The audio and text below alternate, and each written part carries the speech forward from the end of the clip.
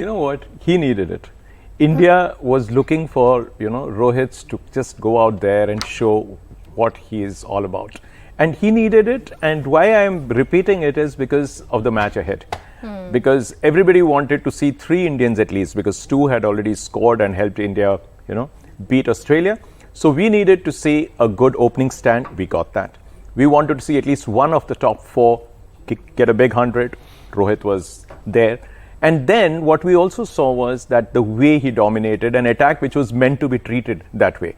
It was not a great attack, and it was a wicket which was heavily favoring the team batting second. And of course, with the slight dew coming in, everything, was against the, against the Afghanis. But at the same time, Indians were not complaining. It was just the kind of innings they needed. And also, Indian bowlers being taken for 272 runs was also something nice, because that also gave the Indians, like upfront, they could go there and spend game time there. So I think everything worked for him. And of course, Rohit, on his day, what he can do, we all know. And yesterday was just the right day for him to come good. I think it was, I think it was very interesting take here by Rakesh by saying that everything was in favor of team batting second. But it was the Afghanistan team which won the toss and decided to bat first. So in that, or maybe they knew that if they asked Indian team to bat first, the kind of strong batting lineup.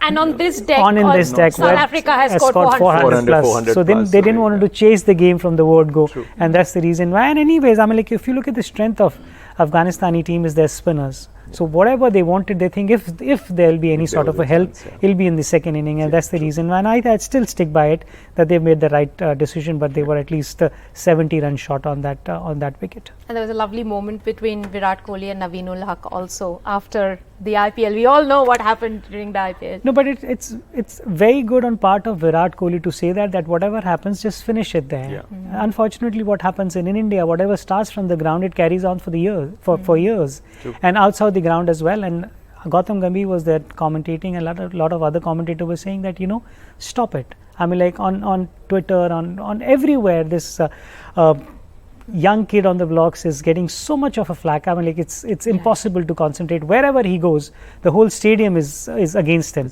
And it was so good of Virat Kohli to just looking at the stands and telling them not to do it. He's done the same thing in England as well, when people were saying things about Smith in that when we were playing there, telling crowd just to not to cross that boundary. There is a boundary for the spectator as well, not to cross it, and he showed that yesterday as well. And not only doing that, I think that body language, just hugging him, I think it speaks about the man, and it speaks about that you're a great for a reason.